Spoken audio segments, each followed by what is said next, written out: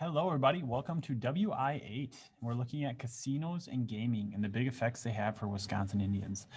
And what you're going to find is that in Wisconsin, Wisconsin Indians are the only ones that have the legal right to own a casino, which comes from some federal laws, which we'll talk about later. So we're going to look at what has happened with this and how has it impacted the lives of those in the different tribes found in the state. So here we go. Now, before we begin, we're going to come back to this later, but I want you to imagine a situation. Imagine the Ellsworth Creamery was owned by the village of Ellsworth. All the profits from the creamery are shared with residents of Ellsworth, which is a lot of money. At the age of 18, any Ellsworth resident who graduates receives $200,000. This money comes from the profits of the creameries that's been saved over the years. So, how would you feel about that? Now, if you are a resident of the village of Ellsworth, you'd probably love it, right? $200,000, that's a lot of money. But what if you were like me and you lived in El Paso? Well, then you won't get that money because you're not from Ellsworth. And the village of Ellsworth has decided they want to use their money that way. So maybe you'd love it, maybe you would hate it. But let's say you were receiving that money. What would you spend it on? What would you buy? Would you get a nice car? Would you get some toys you want to play with? Maybe a boat, maybe a four-wheeler? Would you pay for your college education, save it up for later, go on a trip? What would you do if at 18, the day after graduation, you received $200,000? Just think about that for a second. We're going to come back to this thought a little bit later on. Back to casinos. Here we go. In the United States, the last time I looked up data, there was 1,100 casinos. Annual revenue was $40 billion in 2017. That's a lot of money coming in. Now, when we talk about casinos, we need to remember something. The problems we see with casinos in the United States. As many as 750,000 young people ages 14 to 21 have a gambling addiction, which is really sad. You might say, well, how can they have one? They can't even go to casinos. Well, you can do a lot with online illegally. But you also have a lot of gambling, people's houses, friends gamble, things like that. 50% of those affected by gambling problems commit crimes in order to support their addiction. That's no good. 3 to 4% of the American population has a gambling problem. That's between 6 and 8 million people. And I've seen this in my own life. Some people that I know or I've been a member of an organization with have done some bad things because they were addicted to gambling. So these are some of the issues we have with gambling. But we also know for some people, gambling is just something they do for fun. My grandma, she loved to go gambling. And she'd go every once in a while, and it was a form of entertainment. She was responsible with it in terms of spending, so it wasn't something that hurt her. So for some people, it's something fun, it's something to do. And for other people, it becomes an addiction that's a problem.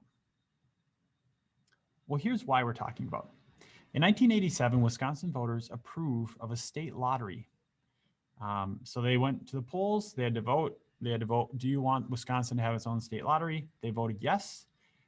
And because of that, the state had to get a Class 3 federal gaming activity license.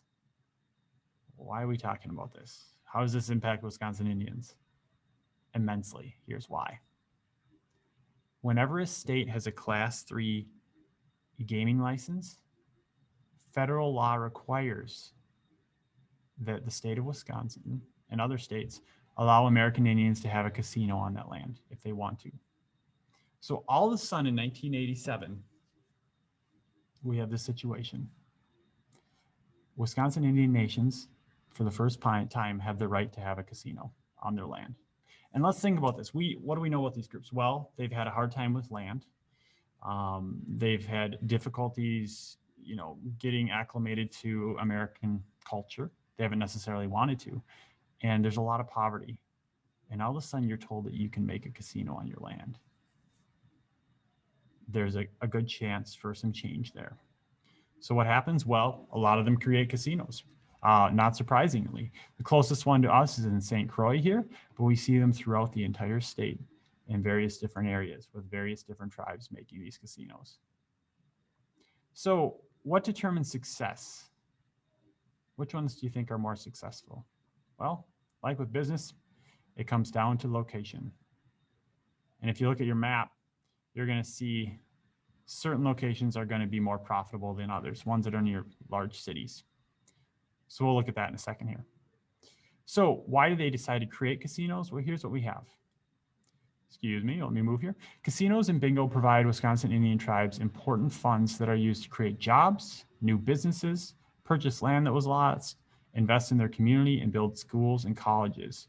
When they create these casinos, a lot of Wisconsinites come to them and they spend money. And when they spend that money goes to the reservation. And then the reservation can use that money how they want. Sometimes that money goes to individuals. Other times that money goes towards creating a college for everybody there, to make a building, to purchase land back that they lost. A lot of different things that they can use that money for. So Wisconsin Indians and tribes that have casinos sometimes receive individual payments as well. Sometimes the money that the tribe gets from that casino goes to individuals. And it varies depending on who you are, where you live, and what your tribe decides to do with it. Now, first off, you usually have to be a certain percentage blood relation to that tribe. I believe the Oneida, for example, I think you have to be 25% Oneida to receive payment. But it's different for everybody in terms of how much you get per year. So here we go.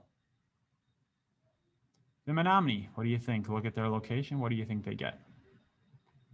Well, the last time I checked, it was $75 per year.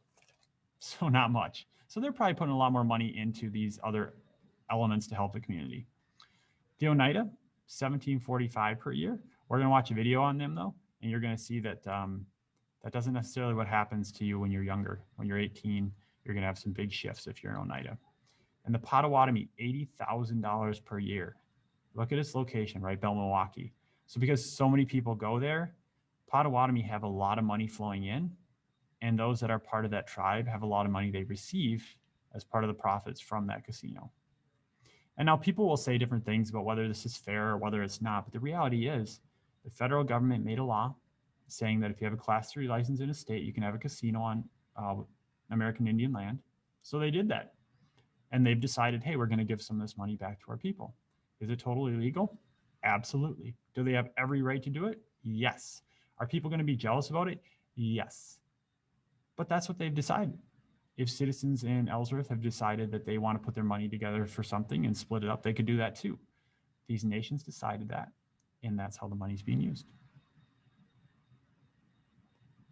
I guess we're just going to pop that up. Okay, so what have we seen with this money? What has it done in different communities? There's been some good things and bad things. The video is going to highlight some of the issues that we've seen with the money. Because the reality is when people get money that comes to them, they don't always use it well. We know that from people around us too, right? So here's some of the ways that it has been used. The Ho-Chunk, casinos and other enterprises employ 3,300 people, with 3,000 of the jobs being full-time. It's one of the largest employers in Wisconsin. So here you have the Ho-Chunk Gaming Wisconsin Dells, a hotel and casino. 3,300 people employed, 3,000 permanent full-time jobs at the moment. That's pretty good. So they are providing job opportunities not only for people in their nation, but for other people in Wisconsin as well. The big one is the Potawatomi, because they are in the Milwaukee area. They've diversified their economy. They built infrastructure and roads and bridges and things like that. Renewed the area around them.